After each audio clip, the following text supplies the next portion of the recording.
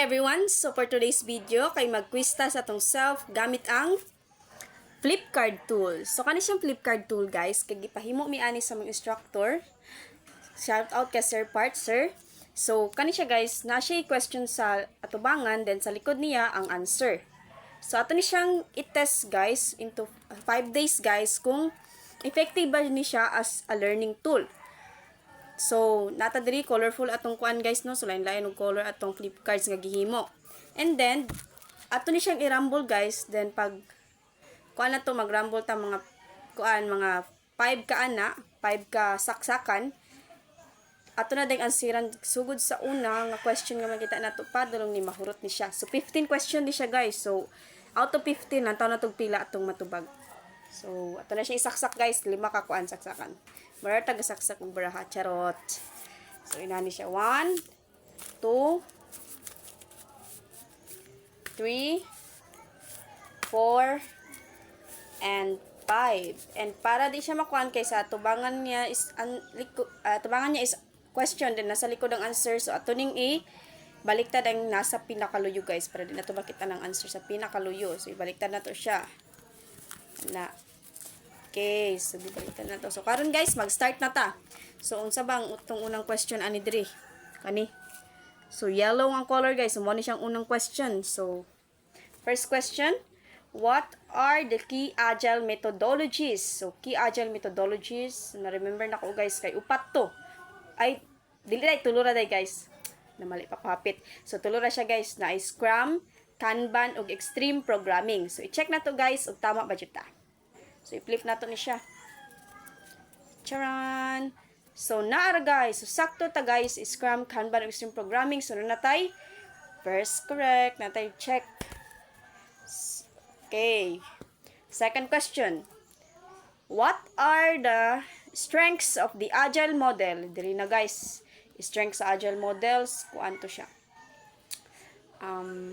Pass ata guys. O kasali ring dapita. Limot ko guys, oy.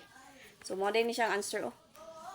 So flexibility, faster delivery, customer collaboration, early bug detection, og better risk management. So mo din siya guys. Okay. So nanatay 1 check og 1 wrong. So isipali na to guys, diri dapita atong ibutang correct, then diri dapita ibutan to ang wrong para kabaltag pila jud atong naansiran. Then third question kani. What are the differences or the difference between Waterfall and Agile model in terms of project size suitability? So sa project size kay na-remember na ko to. Ang Waterfall guys kay kuan siya. Work best for large, well-defined projects. Tapos ang kuan, ang Agile kay kuan siya. Ideal for small to medium size evolving projects. So check na to sakto ba jud ta. So ato siyang i-flip. So mo ni. So sakto ta guys. So very good, sakto ta. So nanatay duha ka correct. Okay dira na. Then fourth question, what are the weaknesses of the Agile model? So weaknesses Agile model kay pasa ta diring dapita guys, nakalimot po ko diri. So atong i-flip ug unsa ang answer para next time maka-answer ta. So requires close collaboration, difficult to predict costs and time, not ideal for large projects without clear structure o dependency on skilled teams. So mo dinhi siya ang ika-upat nga question nga wa na to naansiran. So duha na pud karong ato aron. Then pang fifth question, compare Waterfall and Agile in terms of their approach. So mubo ra ni siya answer guys. Kami na ako maka-answer jud ko ani. So ang Waterfall nato kay kuan. Waterfall sequential and adaptable. And Agile is iterative and flexible. Inato man gulo guys. So check nato no kung sakto ba kung gitubag. So agay na mali ta sa Waterfall guys. Sequential in structure man di ay adaptable man to kung giingon guys. Then iterative and flexible sakto raw nata sa Agile kaso sa Waterfall na mali man ta. So mali jud taron. So ikatulo na ni nga wrong guys. Pang 6 question. So, use blank if the project has well-defined requirements, minimal expected changes, and clear timelines. So, ang answer ani is waterfall. Waterfall ni siya. Sige daw. Atong nantawon. Okay, so check siya guys. Oh, waterfall. So, waterfall. So, pang third correct na nato ni. Very good kayo. So, third correct. Then, pang 7th question. Differentiate the testing pace of waterfall and agile model. So, atong answer ani kay kuan. Testing pace nila is ang agile, ramay na memorize na ko guys. Oy, continuous throughout development. Kasong waterfall, wala. Jit pa. Lat lang ha. Kajit lang. Waterfall. Okay guys, pass lang sa ta guys. Hindi na ako ma-remember pa. Loading pa yun akong nahuna ba. So inani dahil siya guys. So, sa waterfall. Done after development is complete. So, inana dahil. Okay. So, wrong ta rin dapita. Kaya wala na ito na-memorize ang waterfall, no? Then, pila ni siya nga question na. Pang 8 question na din siya. Pang 8 question. So, what are the typical phases of waterfall model? So, na-remember na ko ni guys. Unom ni siya kabuok. Una, kay kuan requirements analysis, then atay system design, then sunod implementation, then ang sunod ika-fourth niya kay kuan integration and testing, pang fifth kay deployment, then last niya is maintenance na. So, check natong tama ba dito kay confident ra makay ta. So, okay. So, sakto ko guys. Nakita ninyo? Sakto ko. Requirements analysis. O, diba? Unom siya kabuok. So, sakto ta rin dapita. Upat na kabuok atong sakto guys. Then, next. Pang 9 question. So, the blank is a linear and sequential software development approach where each phase must be completed before the next phase begins. So, before the next phase begins. So, ang answer ani kay waterfall model. So, atong i-check kung sakto po ba ta? Okay. So, correct ta guys. So, waterfall model. So, pang 5th correct na nato ni guys. Pang 5th correct. Kung tamang padayo na ni. So, tayo 9 na kuanan nga question, no? Then, naka 5th correct na ta. Naka 5 ka correct na ta. Then, kani siya ang pang 10th question. So, what are the weaknesses of the waterfall model? So, kanina po guys. Diri na po ta sa waterfall. Ano na? Sa weaknesses na punta. Kung pass na punta diring dapita. Kaya wala ko ka-study ang mga weaknesses ug strength niya guys. So, atong i-flip. So, naarada yung answer. Inflexibility, slow adaptation to changes, late testing, not ideal for uncertain requirements. So, muna siya guys ang atong mga weaknesses sa atong waterfall model.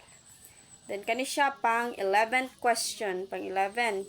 So, question.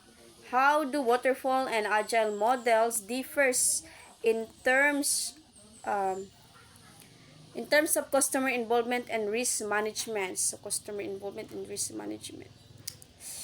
Murag, pass na punta din dapita guys. Sa comparison man niya guys, pero dito na ako murag na memorize po no. Kay duha man gud siya. Customer involvement and risk management. So, atong i-flip. Unsa ang answer. So, mao ni guys di ang answer. So, sa customer involvement, minimal, mainly at the start. Sa agile niya kay continuous feedback and collaboration. Then, pagka sa risk management na pod sa waterfall kay high risk due to late stage testing. Then, sa agile kay low risk due to frequent iterations. So, mao dito siya guys. Okay, so nanatay unom ka wrong, then 5 ka correct guys. So kanin dire dapita pang 12 question. So what are the strengths of the waterfall model? So ang strength, as I said earlier guys, wala ko ka-study aning dapita. So wala ta sa strength ug weaknesses, no? So atong i-flip tayon para may batan ang answer. So mao din ni siya. So clear structure, predictability, good for large projects, easier to manage. So, mauday ni siya ang weaknesses. So, next time. Okay.